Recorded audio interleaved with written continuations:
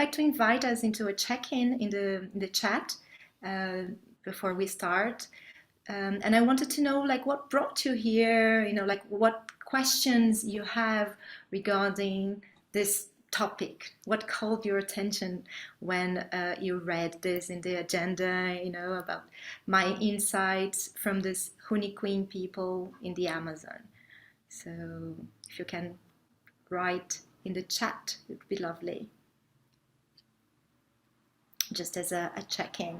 And as you do that, I would like just to say that this is a very personal sharing, because like I was telling Susan, I didn't go there with an intention to research or anything.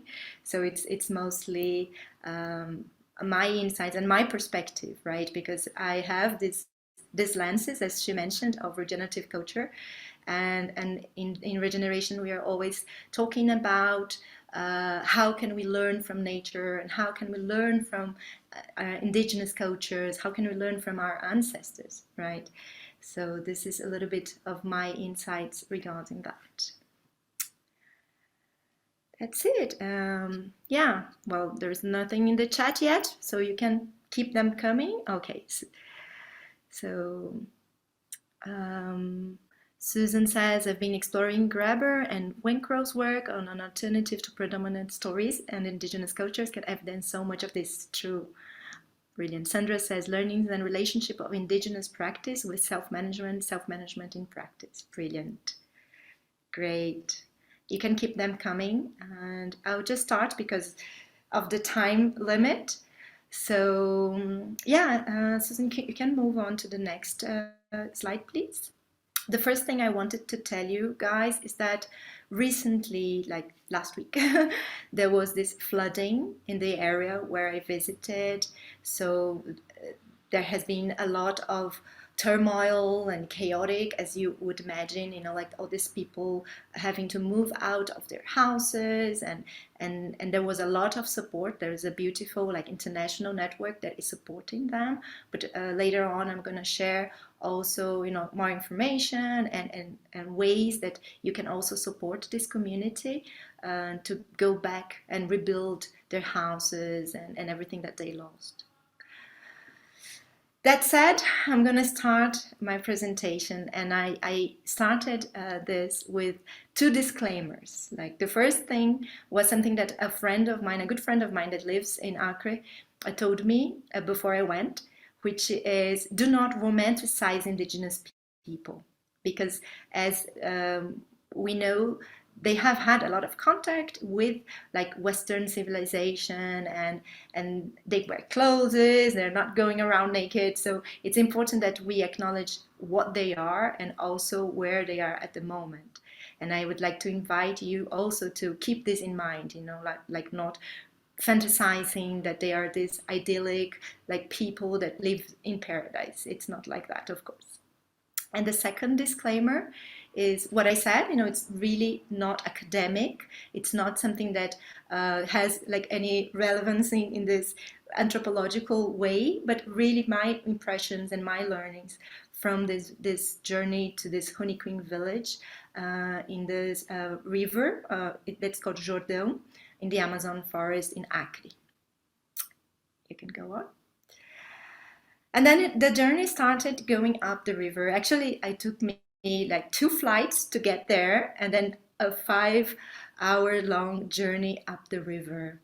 And as I moved in this like little boat with like this slow pace, I realized how much I was like leaving behind. And then as I went into the forest, I felt my heart really moved with these sensations of both like of this uncertainty of going into the unknown, and at the same time like this feeling of getting back home, like going back home, going to this place that filled my heart with love and energy. So I felt really a lot of emotions going up. And then I separated, like in systematizing, trying to come up with this piece for today. I kind of structured this in 3 sections. That is like the sources of wisdom that that these people have, the way that they relate to change, because this is something that I work a lot with in organizations. How can we make organizations more adaptable, more resilient, dealing with this uncertainty? And also, of course, self-organization. So I'm going to go through each of them. So the first one is connection to nature, of course. They are embedded in the forest, and we took a lot of walks with, this is the pajé, their shaman, and it was beautiful to see how he knows the plants, you know, as we walked. It was amazing that he could like pick one and say, oh, this is good for this and this is good for that, and really could see and was really fully aware of these learnings that are passed from generation to generation about the forest, and how to use and to connect and to live with this wilderness. And this is something I feel like we all need a lot, to go back to this, to reconnect to nature as a way to work on our inner resilience, and at the same time to work with the issues that we're facing as humanity, right?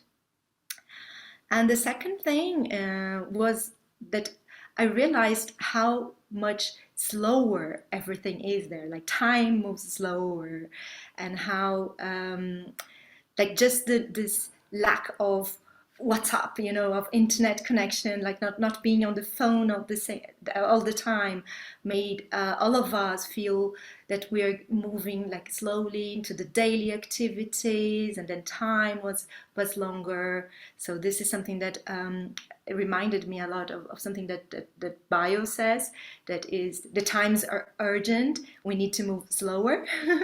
So this is something that really made me feel how it is to feel that in my body, you know, this slower pace. Next one. Well, of course, this is a basis of their wisdom, like fundamental basis is that they have kept their culture, even though they have been in contact with like Western civilizations since the 19th century. They almost lost it for a period of time when they were enslaved and so on.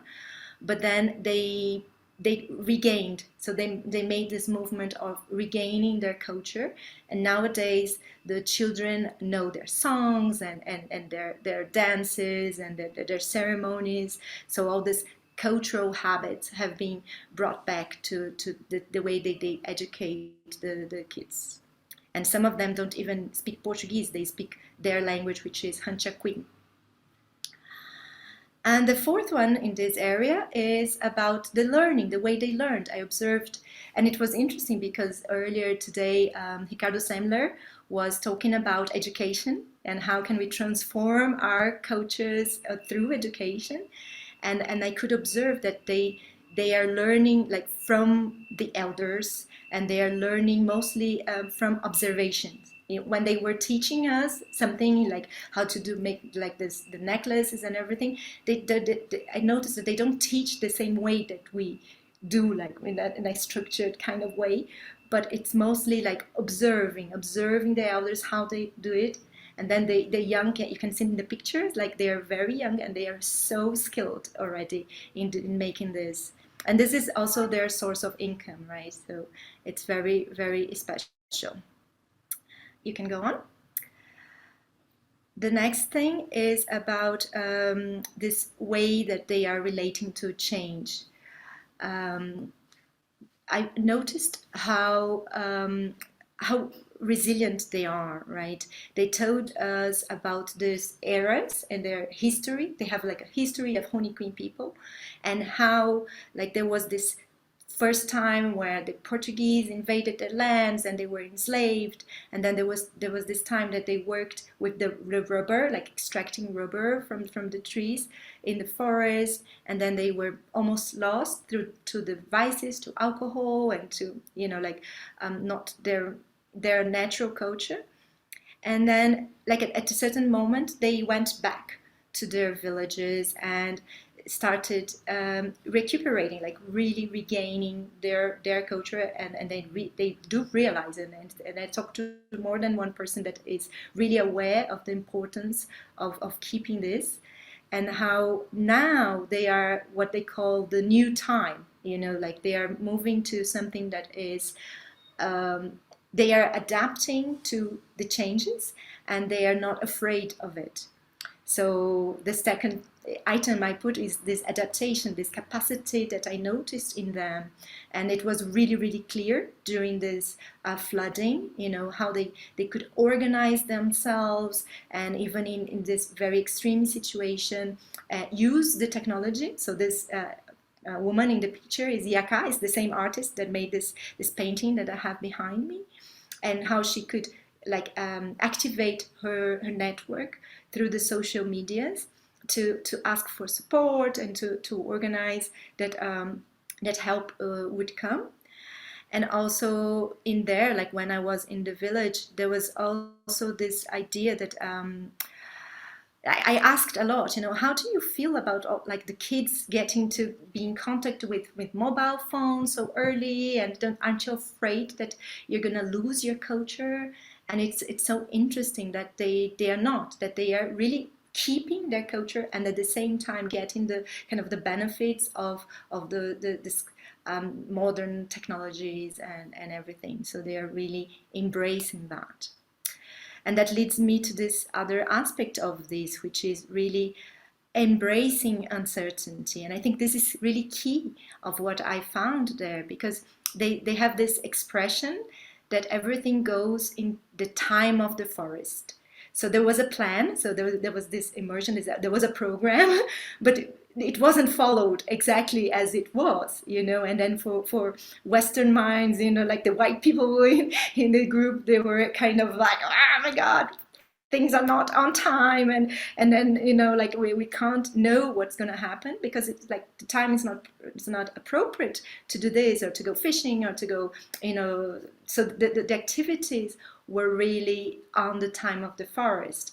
And this was like a big learning for me in terms of respecting like the flow, and what we need to do is just go with it, have a plan, but also let whatever is needed to happen to emerge from what the forest is giving us at the time.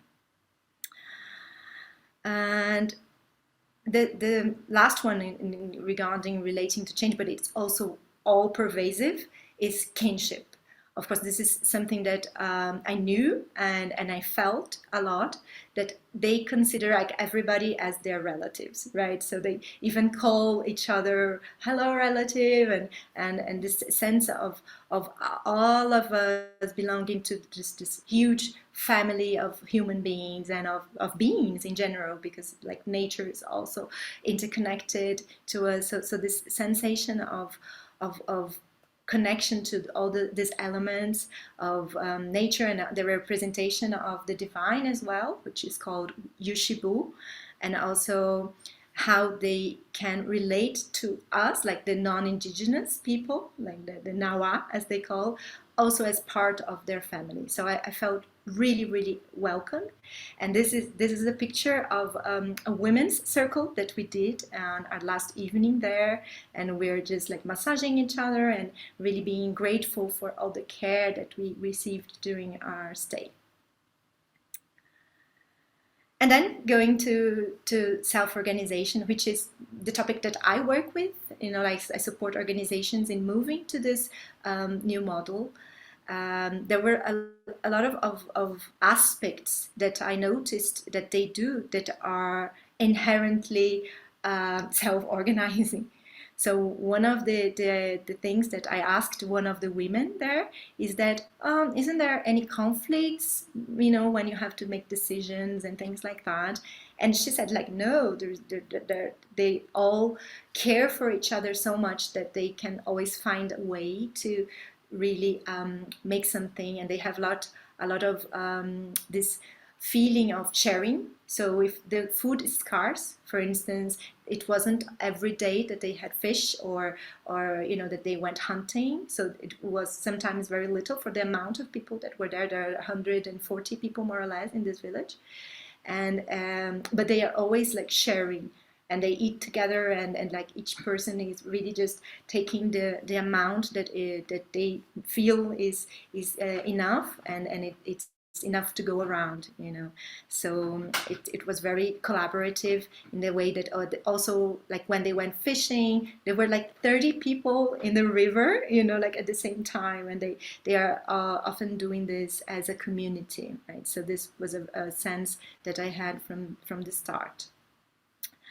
And and then there was this thing about the traditional roles, because traditionally they are not, the power is not distributed, right? They traditionally, they have this role. They have the cacique, which is like the executive chief, and they have the shaman, the pajé, who is taking care of the spiritual aspects, and these are the leaders, right? But in this community, there was something very particular, that the cacique had moved out of the village, so he doesn't live there anymore. And then somehow they created roles. They had like meetings to decide the things of the community, and they created like, oh, so this is the leader of the women. This is the leader of the hygiene. This is the leader of the medicines. And of course, there was the page, and then I felt that they had like already kind of distributed all these roles, and also this is a meeting that Yaka sent me of how they are considering the, the needs of the village, and how they're together deciding, like the move, the strategies that they're gonna take. Yeah. And of course, this is another pajé, another shaman from another village that I visited on my way back. So they have this idea of seniority, of going, like the knowledge is coming from the elders to the youngers, and there is a lot of respect. And then this rang a bell for me, because sometimes when I am implementing self-management, I realize that sometimes we forget about the relevance and about the experience that a person has in trying to break down hierarchies, that we sometimes tend to go into this mistake of making everything decided by everything. And it's not, I think, very appropriate when there is something that a particular person knows more of. And then that's why I put this picture of the shaman there, because in this area he spent like his whole life developing these skills, right? So it's really respected, this area of relevance and of knowledge. So this is something that I will consider much more in my implementations, and supporting my clients. And then finally, the power to the women. This is something that I also investigate personally a lot, like the role and inequalities of women. And they have their own version of feminism, especially because like Yaka is a young leader, and her sisters as well. They are very knowledgeable in terms of having moved into both worlds. They're artists, and she's also like exhibiting in London. So she has like this ability of flowing into both worlds, and bringing back this knowledge to the women there. That, because I noticed how the women work a lot more than men in the village, and in a way I was really concerned. But do you have a voice? Can you influence the decisions? And it's like, it's not for everything. Of course, there is also these differences between what men do and what women do, but they are more and more empowered. That's what I noticed. And that's it. And then just to give you like some, and then I'll ask Susan also to share the links, just to give you an opportunity, if you want to know more and to support these people that were impacted by the floods, about the heavy rain. There is a PayPal which goes directly to Yaka, to this family that hosted me, and they're supporting like the neighborhood there, and they also have a cultural center there. And also there is another link that she will paste there that is more like this international group that made like a beautiful page explaining everything that happened. And it happens every year that the river goes up, but this year was like the worst in 24 years. So like half of this town was really taken. So yeah, that's it. And I think I would like to see if there are any questions before I make my own question, my own proposal to you guys. Beautiful, thank you. And I think, like I said, I think we're a small enough group that we can manage ourselves. Just unmute yourself or unmute and show yourself, and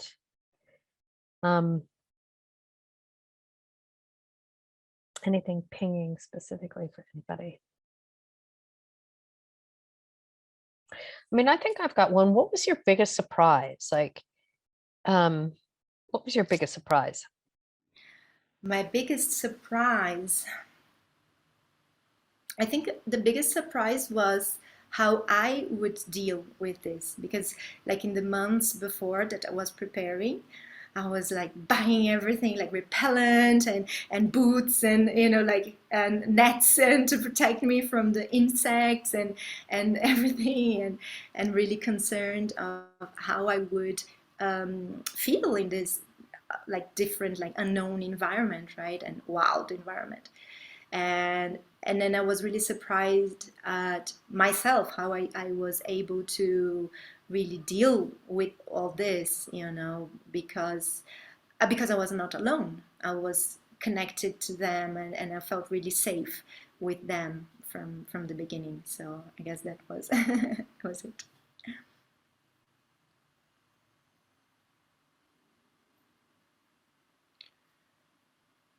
Anyone else? You can just unmute and speak.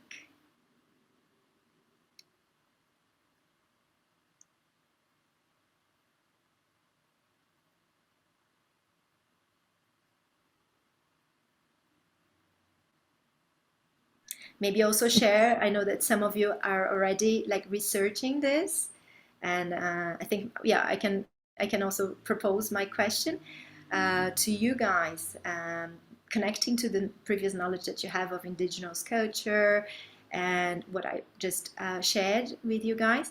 My question would be, what are the insights you could take to the systems that you're part of? I really believe that we can only really intervene when we are a part of the system. We recognize ourselves as part of this interconnected web of life, right? So thinking about the organizations or other systems that you are part of, what do you think you could integrate to your practice?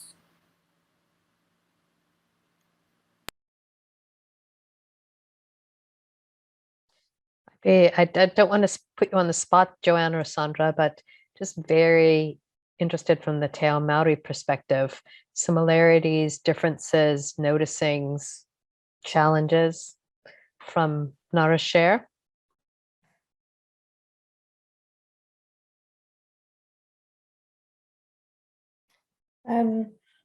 Yes, Susan, I agree. From the Te Māori and Māori Indigenous practices and stuff, there's just seeing what you've spoken about, Nara, the similarities are just so obvious.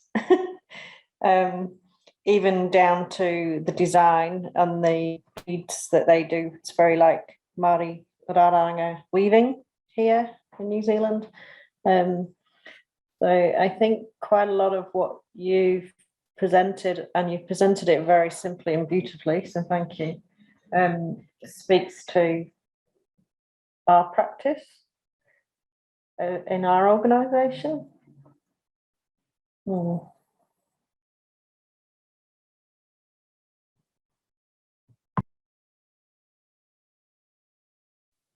Mayra, are you trying to speak, or Sandra? You go first. I'm interested, Nara, if you could unpack some of the things that I think sit in tension with Western culture, or how to integrate them. Things like when you talked about modern technology and traditional ways, how you maintain practices of mutual support when modern technology often drives individual spaces and reduction of relating in some ways. So I'm interested in you unpacking that a little bit, and also the traditional roles versus distributed power.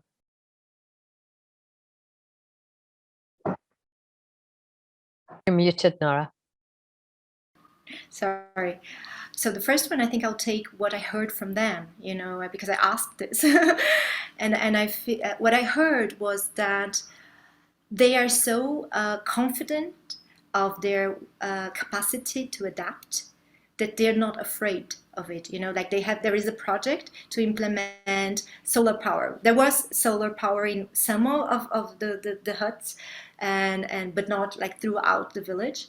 And there is a project from an NGO that is implementing this, and they want to put Wi-Fi. And I was like, oh my God, but you're gonna lose like the core of it. And they were so confident that they can adapt. You know, that it's that they cannot refrain their youngs from receiving this knowledge as well, and getting prepared to interact. And for instance, they have musicians and people that bring their medicines and ceremonies, rituals to us, like to São Paulo and to the bigger cities in Brazil, and they travel. So they have always been a culture that has traveled, and for me, like as like a naive person, I was like, oh my God, that like as much isolated as they are, that's the better.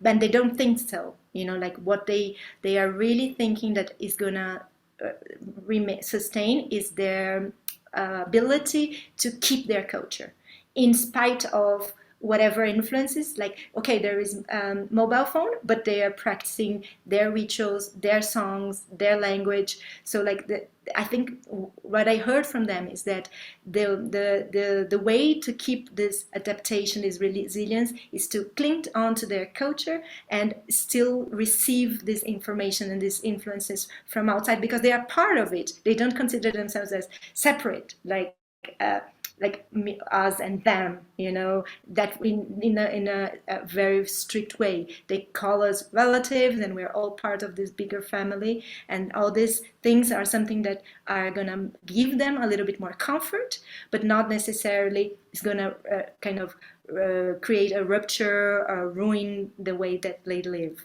So this is something that I found really beautiful in the way they answered, and that was something that for me was like, oh my God, I don't want to have Wi-Fi here. I think part of that still like frightens me. Did you notice, or did they reflect any examples of that happening in the past? Because like I don't know why I have feel this tension in my tummy when you even share this. I like, yes, it's a great aspiration, but Exactly.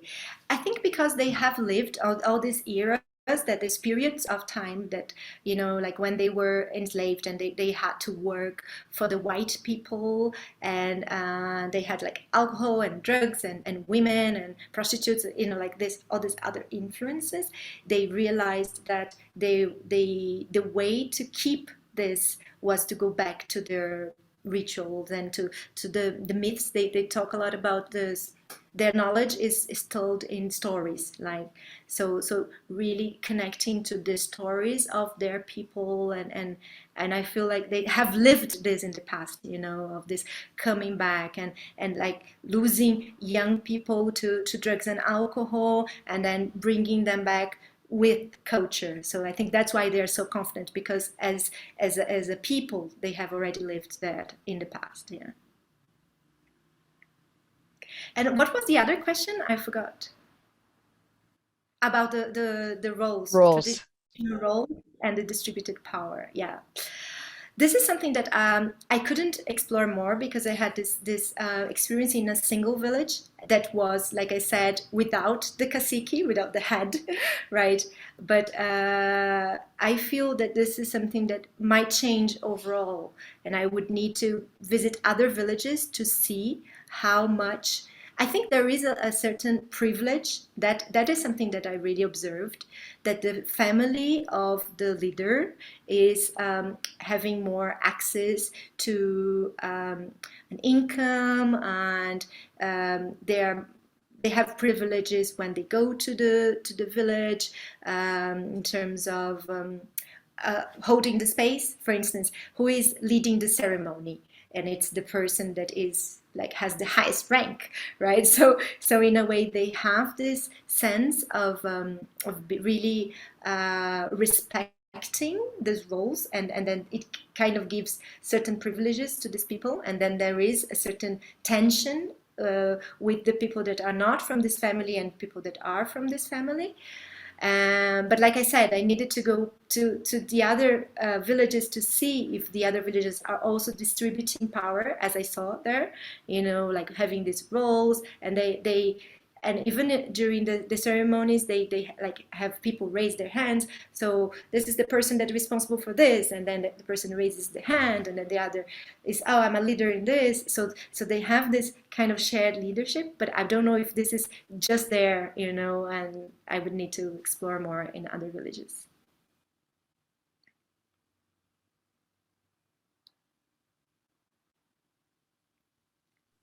Myra, did you have something to share, a question to ask? I'm just reflecting, Nara, on your prompt, right? This prompt around what insights can we take? I find this question very confronting and quite conflicting in my body.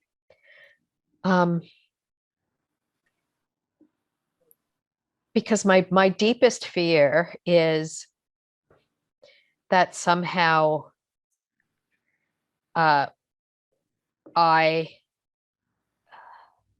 unintentionally create the conditions for another form of colonization, where I am taking lessons from people's whakapapa traditions and somehow assuming or thinking that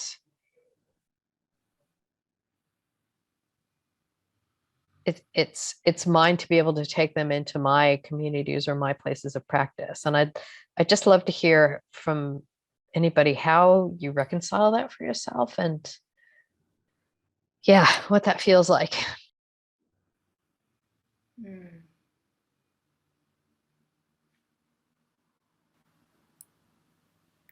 Joanne, Sandra, would you like to reply to that before I go? Respond, not reply.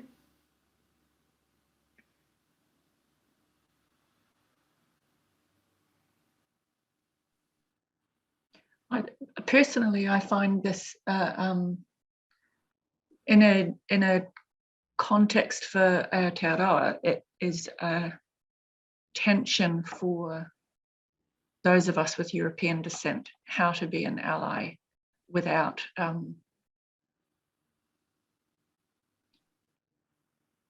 as you say, recolonizing or owning something that isn't ours to own. And I don't think it's a resolvable tension. I think it's a tension we should not be looking to solve, but learning to hold. And it comes a little bit with that framework of uncertainty and willingness to make mistakes, and being vulnerable, actually. Those would be my immediate thoughts. Yeah. Well, I totally agree, but I don't know if Joanne wants to say something, or Maida. No? I like whenever I think about privileges, I think this is approach. I totally agree, like with this vulnerability and self-awareness, like where am I, you know, like what is my story, and where am I in relation to these people, you know, like nowadays I am in a relationship with a German guy, and then I feel, and I had this feeling, and I had this conversation with him about like this feeling of anger that I had regarding his privileges. He's a male, heterosexual, cis, and you know, like white and German, and you know, like all these privileges and freedoms that I don't have as a woman, bisexual, Brazilian, you know, like all this this place that I have in this continuum of society, right, of our social system. And then I feel this tension, and I can be really open to him, and him to myself. And then when I am with them, with the indigenous people, or with black people, and I have a relationship with black people as well, and then, you know, like how can I be so aware of my own privileges as well that I notice. And it was really interesting that in that sharing circle that we had, like with the women, at the end there was like the women from my group, that non-indigenous, were like thinking all the ways that they could help them. And then, you know, they had, every one of them had like these ideas of how they could improve this living for them, you know, especially food scarcity and all the work that women have to do, washing the clothes, taking care of the kids and the houses, and they did everything, they did a lot. So they had like their own idea of saving. And then there was one woman that said, and she's indigenous, but she's not from that people, that it's a different ethnicity, I don't know how, ethnic. And then she said, you know, it's very good that you're willing to help, but I would like to remind all of you to ask them what they need, to really check with them that what you are offering is what they really need, because it might be different. So really having this dialogue, you know, like knowing what we know and then considering their needs, then something can emerge from that interaction, from that encounter. But each person like knowing where they are, and not trying to kind of bring our own views on what is best for them. So I think it's this trauma, like she said, like that Europeans have colonized, and that they keep like sometimes guilt regarding this violence and genocide that happened here in Brazil. And sometimes the indigenous people do have a lot of anger, feel a lot of this, you know, tension because of this, you know, this image. These people that I visited, they have the land secured. So there are indigenous people in other places in Brazil that are much more in the fight because they don't have their land. But I think what I notice is that it's important for like white people, just to generalize a little bit, to really look at their own traumas, and at indigenous and other, you know, like each of us, it doesn't matter where we are in this continuum, to look at what are our own feelings and traumas, and how can we heal them in this encounter, rather than trying to exert power over each other, you know, like really bringing this power with connection. I think this is my take on it. No, it's interesting. That's helped me kind of get to a place of like sensing what I'm learning from this conversation now, and integrating that it doesn't have to be me wringing my hands around appropriating practices, but more to be able to illuminate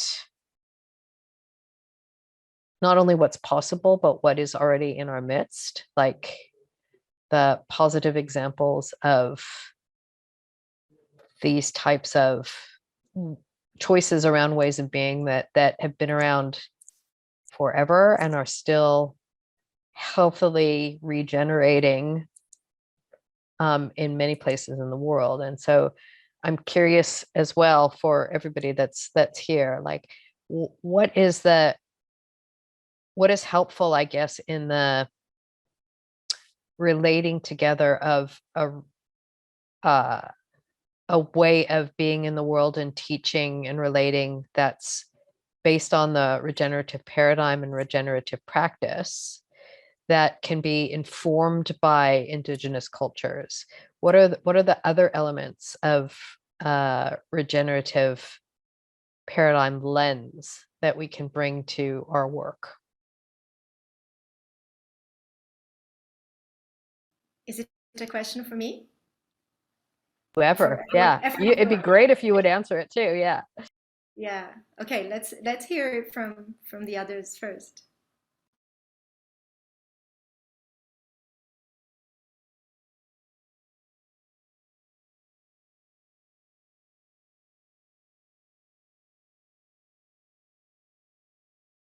No? Go, Nara. Okay, I'll go. I think for me, the main, like the fundamental principle of regenerative cultures is to see myself as nature. And this is something that they never lost. You know, I feel like that us as Western societies, we disconnected and started going into this paradigm, like hundreds of years ago, of extracting value, and nature is bad, and it's something that we use as a resource, but we need to control, right? This wilderness, and it has a lot to do with also women and everything of patriarchy and all this thoughts, right? So like moving to this notion and this really worldview that nature is not separate from us is what for me makes it regenerative. Because even when we think about environmentalists, right, sometimes the discourse is really something still separate, like we need to do good, we need to bring sustainability, and we need to save the planet sometimes, but it's still something apart, right? Like me as a human being, I am better than the rest than nature, and then I need to save and preserve and whatever. And when we go up into these lenses that no, actually I am part of nature, I am nature, I am part of this interconnected web of life, and as a part of it I can intervene in the systems that I am a part of. I think once we get this, then it's going to really be regenerative, right? And then this is something that I feel like anybody doing like leadership trainings needed to send them to these villages, you know, because then they're just gonna live it, and they're gonna live with uncertainty and not try to control things, because it's not possible to control, you know, like the tide in this other group, the boat turned, you know, and then they flipped in, and you know, they lost lots of things like mobile phones and things, and then some people really angry and frustrated with that. And so I feel like the learning from their indigenous culture is like the main thing. The basis of regenerative paradigm is really reconnecting to this feeling and knowing that there's wisdom, that we are nature. Yeah, I think this is one of the possible answers. There are many, of course.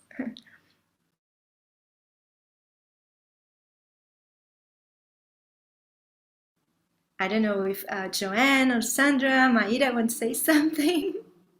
How do you hear this? Maida is working like in a completely different environment. So tell I'm me. absorbing all this information from the Indus, from regenerative. I mean, a really business work office place. I was talking to Nara, like we are still way behind, you know, trying to really look from outside to really try to, like you said, look at sustainability as a way, you know, to help, but not really being part of the culture or everything. So it's we were talking, and I was interesting to hearing, because it is hard. It's like the business world is still at least the one I am in, so distant, so doing things for the others and not being part of that. So that's very difficult to see how it goes. And the conversation we had Slowly. is that, how they're including sustainability now in their overall plan, but they want to have benefits out of it. They want to have results, how making these actions are gonna like return into profit or whatever, so like this mentality, I'm doing this, but it's for a reason, it's for success, right? I had this sensation at least. It's almost like greenwashing, but like very well dressed.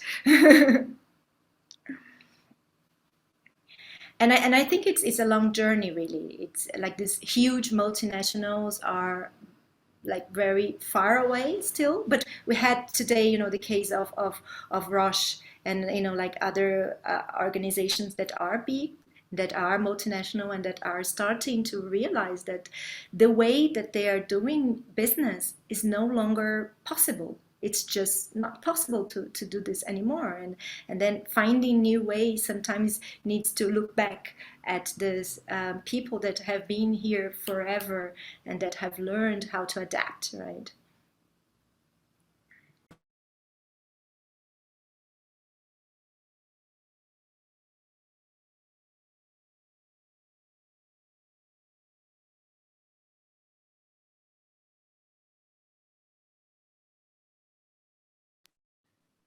Right. So I guess if there is no other questions or thoughts, maybe we can just finish with just a checkout, how you're feeling and what would you take from this conversation, this very intimate conversation. It's pretty late in Europe, right? I have one question, Nara. Do you plan to go back to the same village or visit similar type communities? Yeah, absolutely. I intend to go back to this one because it feels to me like family, like when they had this flooding, I was just overwhelmed, like in meetings and on the phone all the time, just feeling like these people that I love so much are like, they have no houses now, they are in this school and they have no food and no water to drink. So it feels to me that I'm gonna go back there because of them, of the people.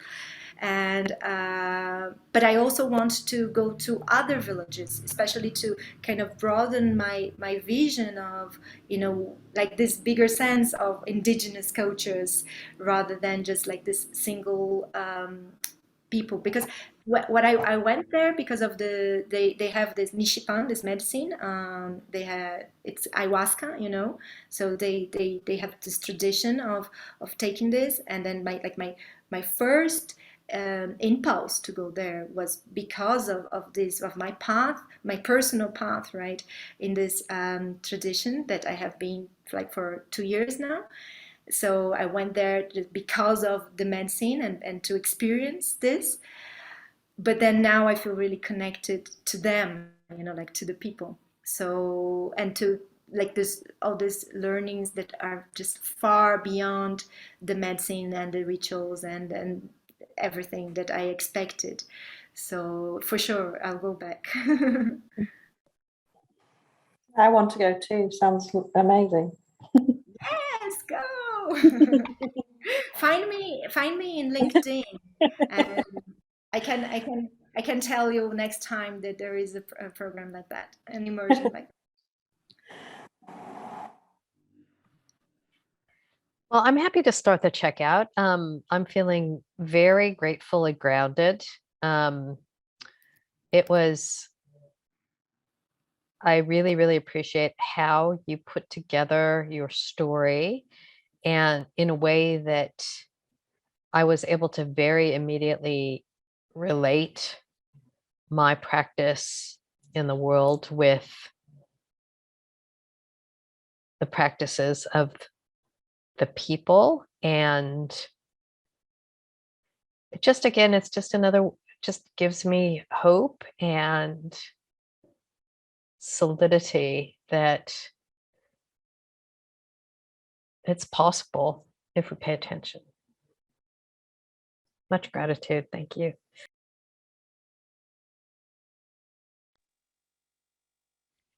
Yeah, I think it was very well structured, your presentation, because we've talked, you talked about the experience, you know, like sister to sister, but it was really good to see all these learnings and see like the simplicity sometimes, you know, of what they're doing, and they are able to organize, they're able to work. So why do we complicate so much, you know? So I think for me, it's a thinking, let's breathe a little bit, slow down a little bit, and then maybe we'll be able to, you know, work better with other people or things. So I think we really need to, like you said, reconnect a little bit to be able to live with, you know, people around us in a way that it's more healthier, I think, you know, easier. I think we just complicate things too much sometimes, so it's good to think about it, to see it and think it.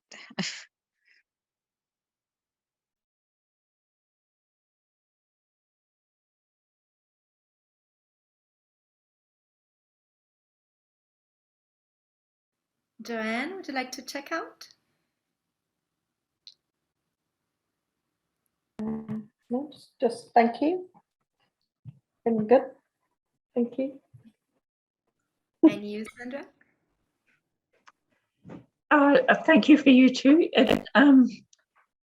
It's just always a good reminder to go slow and step back and reflect, really. Yeah. Lovely. So thank you so much for being here. And yeah,